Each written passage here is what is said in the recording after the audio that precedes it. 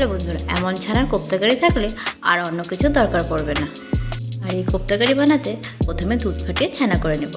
তারপর একটা কাপড়ের মধ্যে ছানাগুলো দিয়ে ভালো মতো জলটা বের করে নিয়ে এবার ছানাটাকে অল্প মেখে নিয়ে সেখানে হলুদ লবণ দিয়ে আরও ভালো করে মেখে খানিকক্ষণ রেখে দেবো।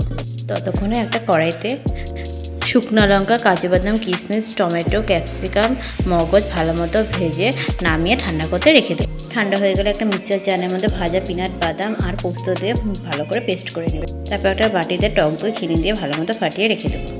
তারপর ছানাগুলোকে ভালো মতো চ্যাপটা ছেপ দিয়ে লাল লাল করে ভেজে নেব। তারপর সেই ভাজা তেলটার মধ্যে অল্প ঘি দিয়ে গোটা জিরে, গোটা গরম মশলা, তেজপাতা ফোড়ন দিয়ে পেস্ট করে রাখা মশলাটা দিয়ে দেবো। তারপরে মশলা রাখা বাটিটাও ভালো করে ধুয়ে জল দিয়ে দেবো। খানিকক্ষণ নাড়াচাড়া করে টক দইটা দিয়ে দেবো।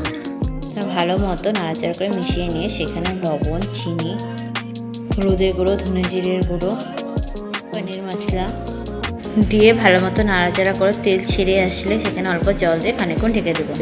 5-10 মিনিট ঢাকনা উঠিয়ে সেখানে ছানার বড়াগুলো দিয়ে নামানোর আগে ঘি, কাসুরি মেথি আর গরম মশলা ছিটিয়ে নিলে তৈরি ছানার কোপ্তাকারি।